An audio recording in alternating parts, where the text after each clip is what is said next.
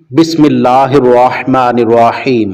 سرکار دو عالم صلی اللہ علیہ وآلہ وسلم کو معراج تک لے جانے کے حوالے سے براق سے متعلق متعدد مستند احادیث موجود ہیں کہ یہ سواری اللہ رب العزت نے اپنے محبوب کو لانے کے لیے بھیجی تھی۔ مسلم شریف کی ایک حدیث مبارکہ میں واقعہ معراج کے حوالے سے بیان کیا گیا ہے کہ حضرت انس بن مالک رضی اللہ تعالیٰ عنہ فرماتے ہیں کہ رسول اللہ صلی اللہ علیہ وآلہ وسلم نے فرمایا، میرے پاس براق لایا گیا، وہ ایک لمبے قد اور سفید رنگ کا چوپایا تھا، گدھے سے بڑا اور خچر سے کم تھا، جس پر زین کسی ہوئی تھی اور لگام ڈالی ہوئی تھی۔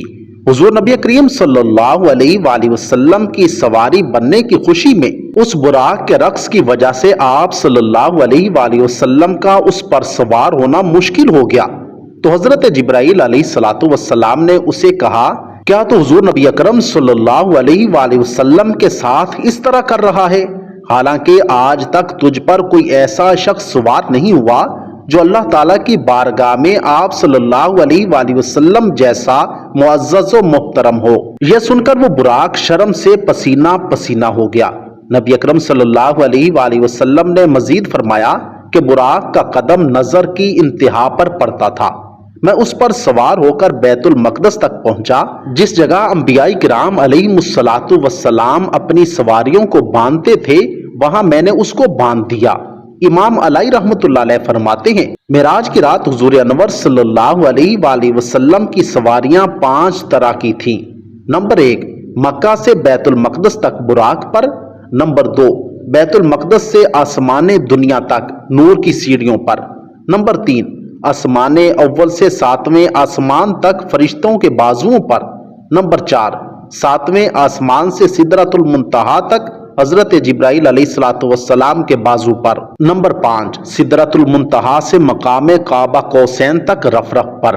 واقعہ معراج نبی کریم صلی اللہ علیہ وآلہ وسلم کی حیات طیبہ کا وہ واقعہ ہے جس سے ان کی ساری کائنات پر برتری روز روشن کی طرح عیاں ہو گئی۔ معراج میں براق، حضرت موسیٰ علیہ الصلوۃ والسلام، نور کی سیڑھی، فرشتوں کی رفتار، جبرائیل امین کی رفتار کے بعد حضور اکرم صلی اللہ علیہ وآلہ وسلم کی رفتار مبارکہ کا اگر کوئی اندازہ لگانا چاہے تو اس کے لیے یہ مثال بہتر ہے کہ اگر کوئی شخص 1000 کلومیٹر کی رفتار سے چلنے والے جہاز کی پشت پر بیٹھ جائے اور جہاز اس کو لے کر اڑے تو اول تو وہ ہوا کے تھپیڑوں کو ہی برداشت نہ کر سکے، اور دوسرا وہ اس رفتار کی تاب ہی نہ لا سکتا ہو اور ہوا کی رگڑ سے جل جائے۔ مگر آپ دیکھیے کہ نبی اکرم صلی اللہ علیہ وآلہ وسلم کس طرح براق کی ننگی پشت پر سوار ہو کر اس کی ایک ہی چھلانگ میں مسجد اقصی میں جا پہنچے۔ ناظرین کرام، اندازہ کیجئے کہ اگر اس رفتار سے کوئی شخص گزرے تو اسے گزرنے والی چیزیں صحیح طریقے سے نظر نہیں آتی، اور وہ ان کو نہ صحیح طریقے سے دیکھ سکتا ہے اور نہ ہی پھر وہ ان کو یاد رکھ سکتا ہے۔ مگر حضور نبی کریم صلی اللہ علیہ وآلہ وسلم نے فرمایا کہ مسجد اقصی تک کے سفر کے دوران میں نے حضرت موسیٰ علیہ الصلوۃ والسلام کو ان کی قبر میں نماز پڑھتے دیکھا۔ پھر فرمایا کہ وہ مجھ سے پہلے مسجد اقصی میں موجود تھے۔ یہاں یہ سوال پیدا ہوتا ہے کہ اگر براق اتنا ہی تیز رفتار ہے تو پھر حضرت موسیٰ نبی کریم صلی اللہ علیہ وآلہ وسلم سے پہلے مسجد اقصی کیسے پہنچ گئے؟ تو اس کا جواب یہ ہے کہ نبی کریم صلی اللہ علیہ وآلہ وسلم اپنی رفتار سے جا ہی نہیں رہے تھے، وہ تو براق کی رفتار سے سفر کر رہے تھے، جبکہ حضرت موسیٰ علیہ الصلوۃ والسلام مسجد اقصی میں نبوت کی رفتار سے پہنچے۔ مسجد اقصی سے آگے نبی کریم صلی اللہ علیہ وآلہ وسلم نور کی ایک سیڑھی کے ذریعے پہلے آسمان پر پہنچے، اور پھر وہاں سے فرشتوں کے پروں پر 7ویں آسمان پر، اور پھر وہاں سے سدرۃ المنتہا جبرائیل امین کے پروں پر، اور وہاں پر جبرائیل امین رک گئے۔ اس سے آگے جانے کے لیے ایک سبز نوری تخت لایا گیا جسے رف رف کہا جاتا ہے۔ وہ پھر اس رفتار سے گیا جو سابق ذکر کردہ 4 صورتوں سے زیادہ رفتار تھی۔ پھر ایک مقام پر رف رف بھی رک گیا۔ اب 5 مراحل اپنی انتہا کو پہنچ چکے تھے۔ یہ حضور نبی کریم صلی اللہ علیہ وآلہ وسلم کی ذاتی رفتار نہیں تھی، ذاتی رفتار اس کے بعد شروع ہونے والی تھی۔ وہاں پھر حضور اکرم صلی اللہ علیہ وآلہ وسلم کو آواز آئی، پیارے رک کیوں گئے ہو، آگے آؤ۔ حضور صلی اللہ علیہ وآلہ وسلم نے ایک قدم اٹھایا۔ اب فاصلہ کتنا طے ہوا؟ ایک قدم کا ذرا اندازہ کیجئے، مسجد حرام سے لے کر مسجد اقصی تک براق نے جتنا فاصلہ طے کیا، مسجد اقصی سے لے کر پہلے آسمان تک نور کی سیڑھی نے جتنا فاصلہ طے کیا، اور پہلے آسمان سے 7ویں آسمان تک، اور پھر وہاں سے سدرۃ المنتہا تک جبرائیل امین اور فرشتوں نے جتنا فاصلہ طے کیا، اور پھر اس کے بعد سبز نوری تخت رف رف جہاں تک گیا، ٹوٹل ان 5 مراحل میں جتنا فاصلہ طے ہوا، حضور صلی اللہ علیہ وآلہ وسلم کے ایک قدم اٹھنے سے اتنے فاصلے طے ہو گئے۔ اب یہ رفتار تھی حضور اکرم صلی اللہ علیہ وآلہ وسلم کی، پھر ہر قدم میں اتنا فاصلہ طے ہوتا جتنا پیچھے قدموں سمیت فاصلہ طے ہو چکا ہوتا۔ مشہور سائنسدان آئنسٹائن نے اپنے علم سے پوری دنیا کو حیران کیا ہے، تو اسی کے مطابق دنیا میں سب سے تیز رفتار روشنی کی ہے۔ اگر انسان اس کو خلا میں استعمال کرے تو یہ بڑی تیزی کے ساتھ حرکت کرتی ہوئی نظر آئے گی۔ اس لیے جو شخص روشنی کی رفتار سے سفر کرتا ہے تو اس کے لیے وقت رک جاتا ہے۔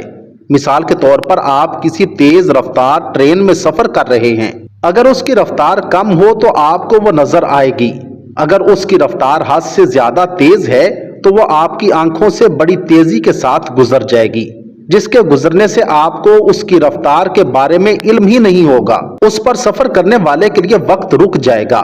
اس کو سائنسدانوں نے وقت کی ڈیوریشن کا نام دیا ہے۔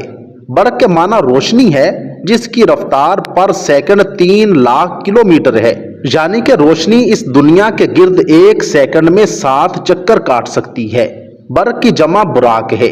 جب روشنی کی اتنی زیادہ سپیڈ ہے تو براق کی سپیڈ تو روشنی کی سپیڈ سے بھی 1000 گنا زیادہ ہوگی۔ جب اللہ تعالیٰ نے نبی اکرم صلی اللہ علیہ وآلہ وسلم کو معراج پر بلایا تو یہ سب اتنی رفتار سے ہوا کہ جیسے دنیا ہی تھم گئی ہو، کیونکہ جب آپ واپس تشریف لائے تو حضور اکرم صلی اللہ علیہ وآلہ وسلم کا بستر تک ٹھنڈا نہ ہوا تھا۔ اکثر ہمارے ذہن میں یہ سوال پیدا ہوتا ہے کہ جب قیامت برپا ہی نہیں ہوئی تھی تو پھر حضور اکرم صلی اللہ علیہ وآلہ وسلم نے سفر معراج پر جنت اور جہنم میں لوگوں کو جزا اور سزا میں مبتلا کیسے دیکھ لیا؟ آئنسٹائن کی تھیوری کے مطابق اگر کوئی شخص روشنی سے زیادہ سپیڈ کے ساتھ سفر کرتا ہے تو ٹائم ٹریول کر کے مستقبل میں بھی جا سکتا ہے۔